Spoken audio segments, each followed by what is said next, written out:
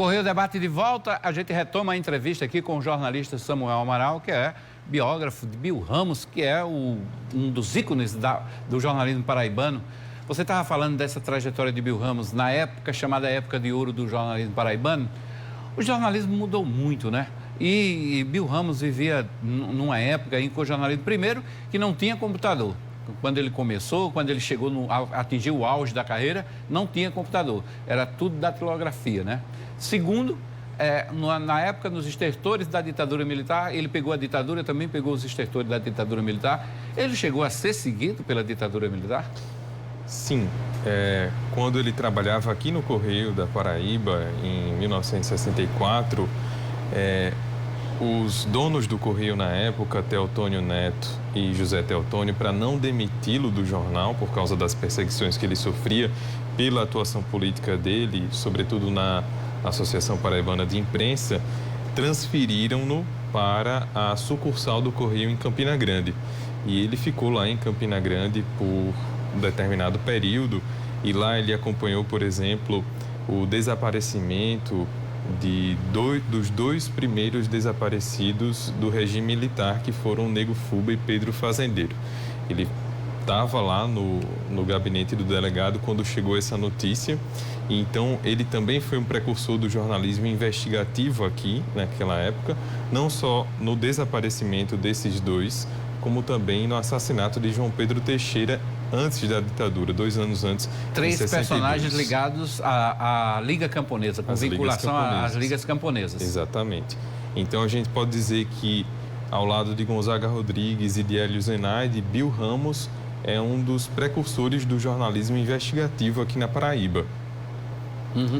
É verdade que o Exército chegou aí na casa de Bill Ramos, atrás dele? Essa é uma história alegórica, né? Uhum. Contam que na manhã do golpe, no dia 1º de abril de 64, uma patrulha do Exército chegou na casa dele. Ele estava aguando o jardim de bermuda, sem camisa. E aí o oficial perguntou: "Neguinho, aqui é a casa do jornalista Bill Ramos?" E aí ele respondeu: "Nhãozinho", mas ele saiu, pegou o ônibus, foi para lá. Ou seja, essa história não aconteceu de fato, é uma história alegórica, mas Bill se apropriou dela para mostrar que o racismo tem formas muito sutis, né? Para aquele oficial, o jornalista Bill Ramos não poderia ser um negro deficiente. Uhum. E ele fala disso abertamente em várias entrevistas. Agora, você começa de que ponto? Qual foi o ponto de partida do seu livro? O livro começa em 1938, quando Bill nasceu, lá na usina São João. E a gente acompanha a infância de Bill, que ele narrou num livro dele chamado Memórias de um Repórter. E nesse livro ele narra boa parte da infância dele, inclusive o encontro com o ídolo literário dele, que era José Lins do Rego, que visitou a usina São João. Ele narra isso com riqueza de detalhes. A gente reproduz isso e acompanha essa infância dele nos canaviais da usina São João e o desejo dele de ser jornalista. Ele era leitor voraz de jornais, inclusive jornais como a União, Diário de Pernambuco, jornais de fora, e leitor dos clássicos da literatura também. E por que a escolha do personagem Bill Ramos para o seu trabalho de mestrado? Então, foi uma descoberta. Eu entrei no programa de pós-graduação em jornalismo com a outra proposta completamente diferente. E na pandemia eu li 2 livros, né? Crimes que Abalaram a Paraíba. Esses livros estavam absolutamente esgotados. Eu consegui recuperá-los no site do Sebo Cultural, que fica aqui atrás do Sistema Correio. E esses 2 livros eu li em 2 dias, pela forma objetiva e ao mesmo tempo instigante que Bill imprimiu nessas histórias. E histórias que ele contou que eu não sabia que tinham acontecido aqui na Paraíba.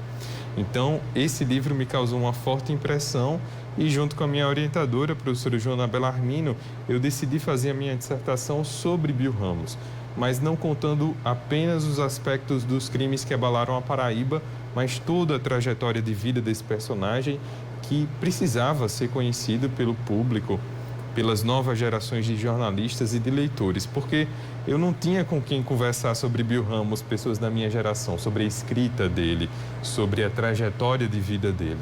Por isso que eu decidi fazer esse livro. Eu sou um jornalista que fez a transição entre o jornalismo impresso e o jornalismo digital, o chamado jornalismo online. Mas eu queria ver a sua percepção dessas cenas, você como escritor, você como biógrafo de Bill Ramos, dá para você imaginar o que era o jornalismo na época de Bill Ramos, fazer um paralelo com o que se pratica hoje? Naquela época, os jornalistas conseguiam controlar a notícia.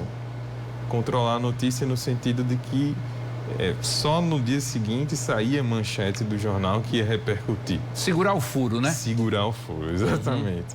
Hoje em dia, não. Hoje em dia não tem como. Com as mídias sociais aí a informação flui o tempo todo, sem controle. E qualquer pessoa, na verdade, pode exercer esse tipo de jornalismo, muito embora haja críticas a esse tipo. Bill Ramos também tecia muitas críticas a esse modelo que na academia a gente chama de modelo pós-industrial do jornalismo, né? Esse jornalismo feito a toque de caixa, assim, né? O jornalismo impresso que Bill conheceu se aprofundava muito mais nos assuntos e formava opinião também. Talvez até por conta exatamente dessa chance dele ter de segurar a informação enquanto podia. Porque o jornalista naquela época também tinha uma coisa de confiar na fonte, né?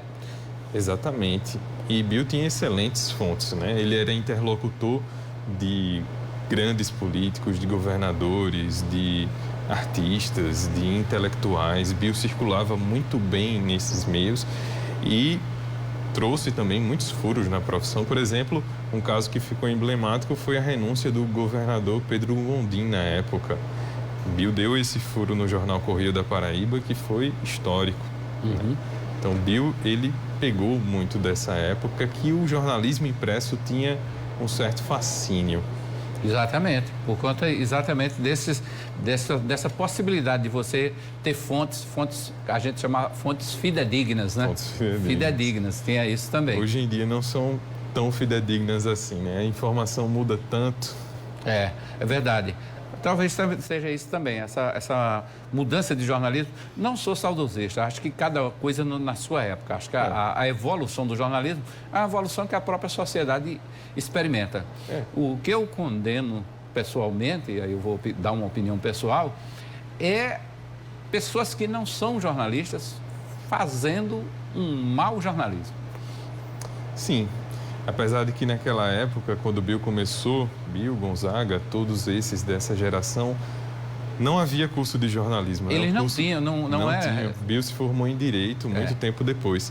Inclusive, Bill era muito crítico do curso de comunicação também da UFPB. Tinha essa disputa, né, entre os jornalistas do batente, jornalistas profissionais, e os meninos da comunicação que estavam começando. Tinha muito essa briga na época. Era para entrar numa redação, como o menino da Universidade Federal, tinha um trabalhozinho, viu? Havia uma resistência, havia uma barreira. É um ninho de cobras, né? Um serpentário a redação. Exatamente. Eu já passei por isso, depois eu te conto algumas histórias, mas isso faz parte também da própria formação profissional de cada um e é importante que a gente tenha esses registros na memória para guardar e para contar.